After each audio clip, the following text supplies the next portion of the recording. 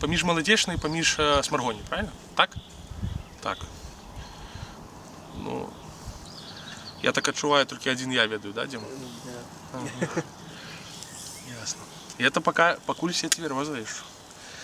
Як водится, паны распачнуць употребляць пиво, вино. Но гэта ўсё под рулечку. Ну что, ждем?